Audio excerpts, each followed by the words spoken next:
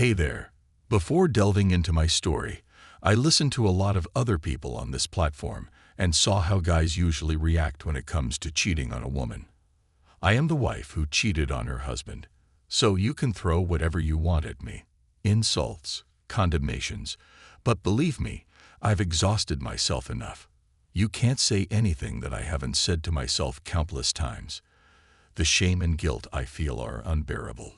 I can't seem to forgive myself for the terrible things I've done to my husband and our family. But please, if there's any decency left, don't drag my husband through the mud. He's everything to me. Pure, kind, loving. I'd walk on coals for him, dust off every inch of his life, if that's what it took to make up for my mistakes. Despite my betrayals, his love for me never wavered, and no, it's not true that women lose respect for men who forgive them. In fact, I respect and admire him even more now. He put aside his pride and the usual stereotypes for the sake of love and our family, and that's something not many people can do. Everyone can make mistakes and lose their way, but not everyone has the heart to forgive. I got married young. Really, very young. I was 16, and my husband was my first in everything. My first love, my first man. He was 21 years old at the time. We met at his graduation ceremony, when he was getting his university degree. As part of a group of prospective students, I was invited to congratulate the graduates, and when I handed him flowers, I realized that I had fallen head over heels in love. I was only 16 years old at the time, and at first our relationship was completely innocent. We didn't even kiss, but in the end, it turned into true love. My father liked him from the very beginning.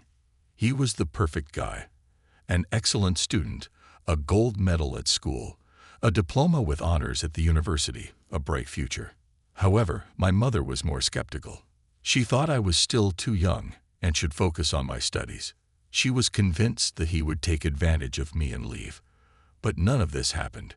When I turned 18, we got married, and a year later we had our first child, a daughter. 3 years later, our son was born. Life seemed perfect, and for 16 years it was. But then something happened that I never expected, and it hit me like a freight train. I had a great family, wonderful children, a loving husband, and a comfortable life. I still don't know what exactly I was missing at that time. To say that I was unhappy or ignored is not all.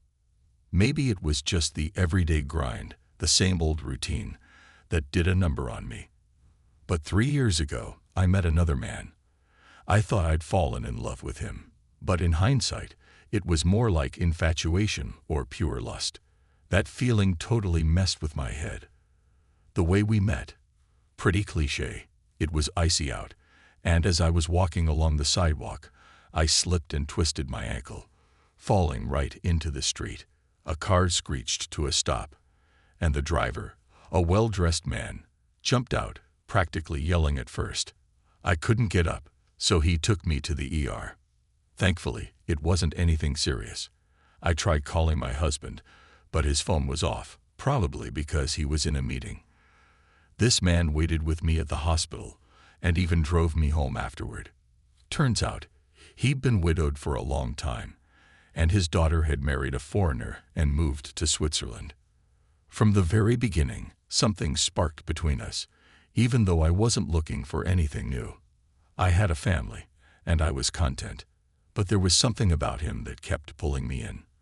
And the first time things went too far, I knew there was no going back to the life I once knew. Fate had a way of stepping in. My daughter, only 15 at the time, overheard a conversation between me and my lover. I was completely unprepared for her reaction. I tried to explain, to make her understand that this was life, that people fall in and out of love, that this sort of thing happens, but she unleashed her fury at me. Anger and insults flew like a storm. She told me that if I didn't have the guts to tell her father, she would do it herself that very night. So when my husband got home, she sat him down and told him everything. And I confirmed it, admitting the affair. I begged him not to blame himself, that he had always been a wonderful husband and an amazing father, and that I was thankful for every year we spent together. I expected anger, accusations, anything really. But what I saw was pure heartbreak.